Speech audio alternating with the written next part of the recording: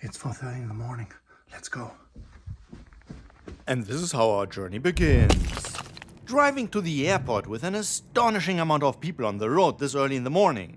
Then taking the shuttle and after that the SkyTrain to the terminal. Once we pass security and know we got a bit of time, we enjoy some fast food breakfast and make our way to the gate. Luckily this time we chose a renowned airline just to make sure that we don't face any ridiculous inconveniences. Hey, you! Renowned, huh? Check the app, bro. Your flight is a huge delay. Wait, what? After making myself comfortable for this 3.5-hour delay, it was finally time to board the plane. That's all we know at this point right now. We'll get back to you as soon as we know anything whatsoever. Very promising. Anyway, after waiting inside the plane for another 1.5 hours, it was finally time to deplane? Alrighty, after standing in line for give or take half an hour, we got an astounding $12 meal voucher per person. You okay with this? That's even below minimum wage, bro. You just spent over 5 hours stuck in here. Yeah. Anyway, it is remarkable how little you can actually buy at an airport for $36 total. But, well, what can you do? After a total delay of 8.5 hours now, we finally boarded the new plane and were ready on our seats for takeoff. When the pilot shared his poorly worded compassion with us. I know you guys are not very happy. I guess we're not either, because we're supposed to be in Miami today, and now they're going to extend us another day before we can go home. But Anyway, he reveals that the flight time will be a bit longer because there's a rocket lounge on the west side of the east side of Florida around Brownsville. And when they do that for safety reasons, they block the airspace. Well, actually there were 2 rocket launches that day, which prevented us to take the direct route. I mean, what are the chances? But Captain Morgan still has some aces up his sleeve. But the good thing is we're going to do shortcuts as much as we can. Wait, what? Yeah, sure, shortcuts. Like how? I mean, we are already in a plane that can fly a straight line from A to B. Or does El Capitano want to go all Event Horizon here? Now, what's the shortest distance between 2 points? A straight line. Wrong. The shortest distance between 2 points is 0, and that's what the gateway does. It folds space so that point A and point B coexist in the same space and time. When the spacecraft passes through the gateway, space returns to normal. Okay, so after avoiding some ground traffic and skipping the line, we are finally on our way. And what else is there to do during this longer than usual flight than gaming? After arriving safely at Cancun International with a 10-hour delay I might add, which essentially means losing 1 whole day of vacation for which we got $12 each, we at least got through a very uncomplicated immigration process. We are finally here, well, at the airport at least. To continue, you have several options besides the resort shuttles. You can get a limo service, be economical and take the ADO bus, or rent a car. Since we are going more for the adventurous kind of trip, we decided for latter. Now, let's drive into the Mexican jungle! But before that, and since it's kind of late already, let's stop at an OXXO, that's the Mexican equivalent of a 7-Eleven, to get some snacks, juice and milk to survive the night and have something for breakfast. Alright, let's continue towards our Airbnb by taking this completely awesome jungle road. So after waking up and feeling like a bloody Disney fairy with those mosquito nets all over me, it's time to look around and see where we are actually at.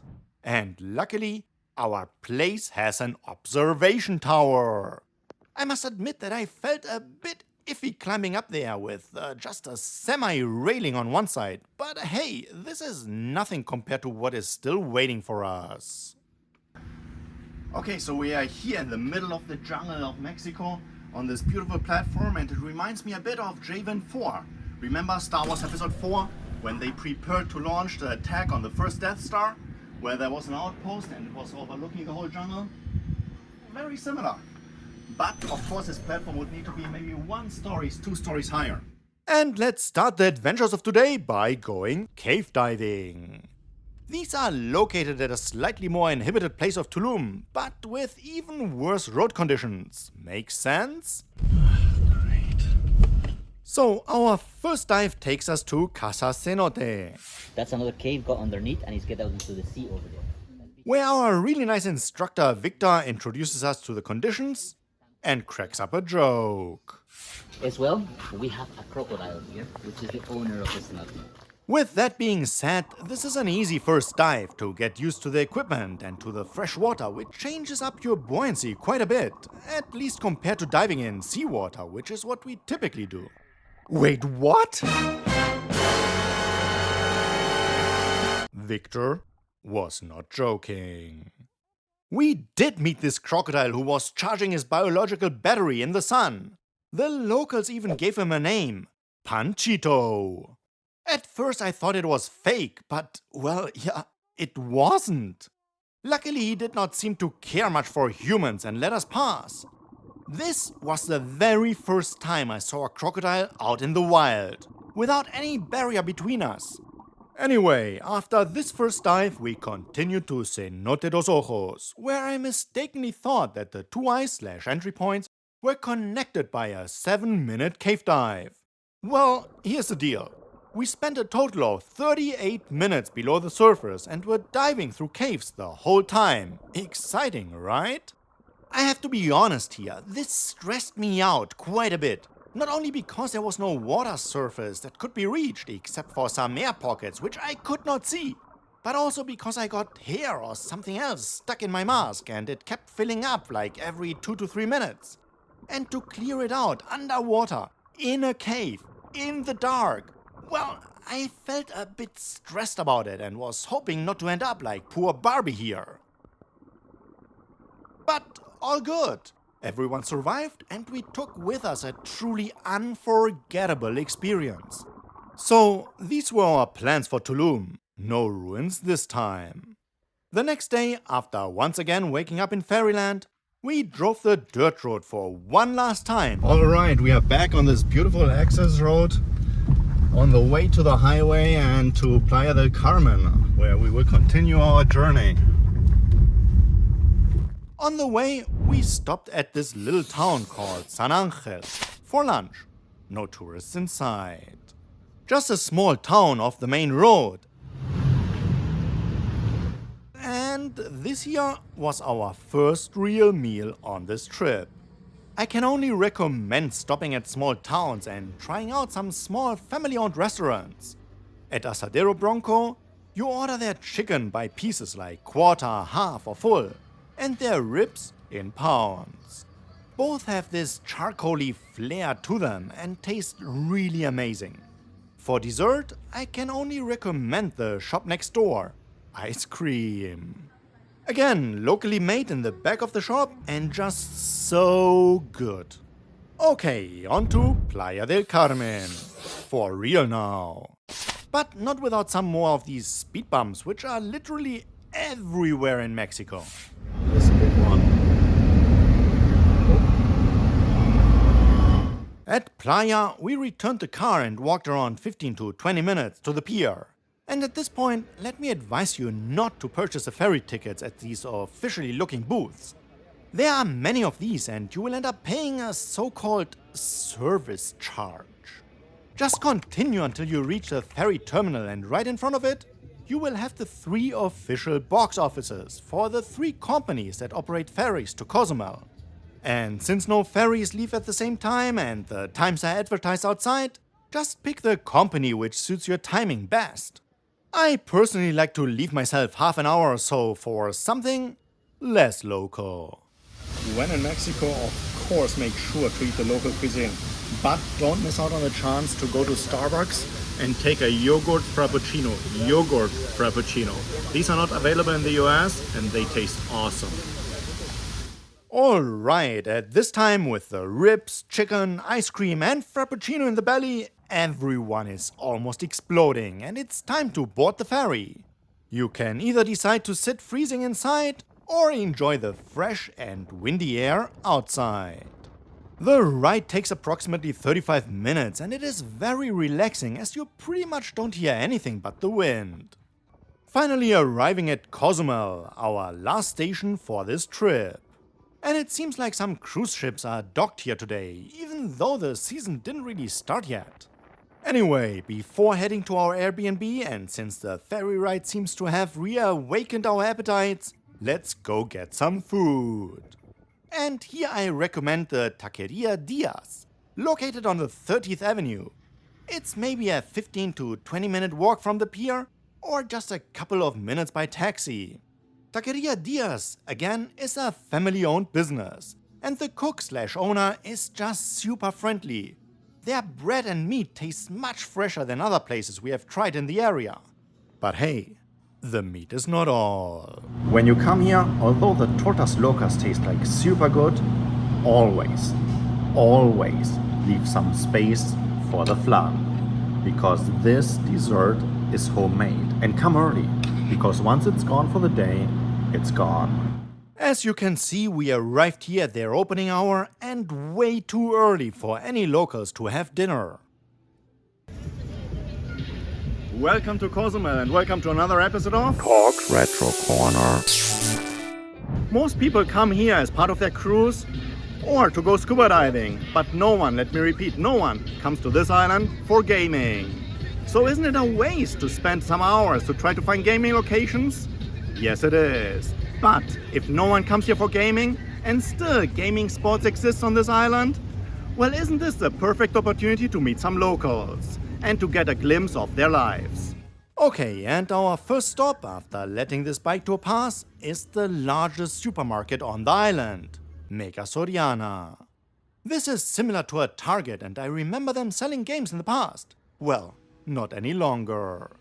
Despite stocking up for Christmas, which feels a bit weird in a tropical place like Cozumel, and having lots of toys advertised even with controllers on the logo, no games inside. The only thing I could find were gift cards hidden in a corner, and interestingly enough no PlayStation ones, and some controllers that were locked away.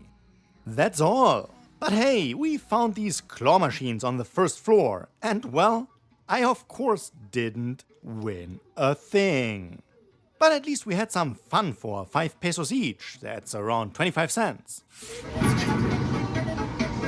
Okay, let's call it a day, refresh in the pool, and continue tomorrow. The next day I woke up with pain in my ear, felt water still being stuck inside, and couldn't go diving. Fearing an ear infection, I went to pay the local hospital/doctor's office a visit. The result? Well, this didn't go as expected. The first otolaryngologist that was recommended to me didn't work today. The second one at that hospital, he worked in the morning. And he will be back tomorrow at 9 p.m. So, I guess I won't be seeing a doctor here. This gives me now a couple of hours to walk around and check gaming places in Cozumel. And the first location we are about to visit is Cozugame. Around 2 miles inland on the island, and it all starts to look much more authentic, not like that tourist-infested seaside. This is exactly what I'm looking for. On the way there are a couple of places that have these gambling machines set up. But since I don't know how much time I will spend at the other locales, let's just continue for now. Cozugame! As you can see, it can easily be missed since it looks like any other house. Cozugame is open until like 10 or 11 p.m. and basically a place where they have 8 TVs and Xboxes set up. All consoles, TVs and controllers are very well taken care of, and you can play for only 20 pesos an hour. That's $1 for an hour. The owner is like super friendly and explained me that I can either play anything that's on Game Pass or that I can log into my own account if I wish to do so. He immediately assigned me a spot and I just played a bit of Fortnite for the very first time in my life. Why? Well, that's what people around me seem to be playing anyway. After just a minute, 2 kids approached me asking what I usually play when coming here. In the end, we had a lot of fun chatting, and if you want the local experience and immediately start talking with young and old, come here. I came out with a big smile on my face. Well, this was something that I didn't expect at all, but in the end I'm glad I entered. It was a really nice experience with very nice people, very social. And the owner recommended me if I want to play some more, let's say, retro arcade games or some other consoles, to go downtown to a place called ABYX. ABYX, makes sense? So that's where we're heading now.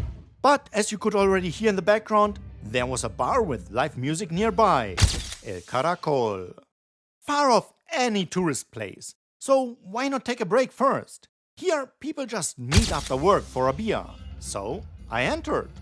It was still early that day and the place wasn't full at all. But I met Rogelio, the captain of the ship Bonita Luna. He either takes scuba divers out or groups of scientists like today. When asking him what he prefers, he just laughed and said, well, today was a scientist day. And it was 12 hours long. He was very surprised to see a tourist like myself here and told me that I was at the right place if I wanted to absorb the local culture. Everything until the 30th Avenue is more touristic. Everything beyond that is locally said. And no need to be afraid, if you don't search for trouble, you won't get into any on this island. We chatted a bit while drinking some ice-cold beers, which are like 25 pesos a bottle, and since I was starting to run late, I continued on my way to ABYX. Here the beers are more expensive, 75 pesos, like $4 a bottle. But with that you can play the arcades all you want. They have 3 modded arcade machines with lots of games to enjoy. The games run super smooth and you feel that they definitely took care of setting everything up the right way. At ABYX, they as well have Xbox and Nintendo consoles, mostly at the tables for customers to come and dine in, or for hosting birthday parties. Once you enter, you can really feel that gamers were at work here. From the old console generations on display, the lamps which mimic Super Mario blocks, this truly awesome Donkey Kong inspired shelf, to delivering your bill inside of a Nintendo Switch clamshell. In summary, an awesome bar with friendly people that are gamers through and through. And again, no PlayStation? The owner told me that the Xbox became super popular in Mexico due to the reasonably priced Game Pass, until a few weeks ago. When business is a bit slow like today since the cruise season didn't start yet, the employees mostly play King of Fighters. And they are pretty impressive at it. All of them are gamers, love to play games, love to talk about games, and you can feel that. And unfortunately, this brings us to the end of our journey, and it's time to head back. This trip started a bit rocky, but was full of adventures and great people. As far as gaming goes, I give both Cozugame as well as ABYX a thumbs up. These are both great places to hang out and meet cool people while gaming a bit or just enjoying a beer or two. Talking about beers, don't be shy to enter some of the local bars beyond the 30th Avenue and chat with the friendly people of Cozumel. If you enjoyed this video, don't forget to like, comment and most of all, subscribe. This really helps a small channel like mine. Thanks for watching and see you on the next episode of Talks Retro Corner. Welcome to Cozumel and welcome to other Talks Retro Corner. Forgot. Talks Retro Corner. This is the last try. People come to this island for either tourists come to this island as either part of this. Most people come to this island as part of their cruise, or as most people come to this island either it's the last try. Isn't this a waste of time? Well, no, let's try anyway. And try again. So isn't it a waste of time? What's the problem?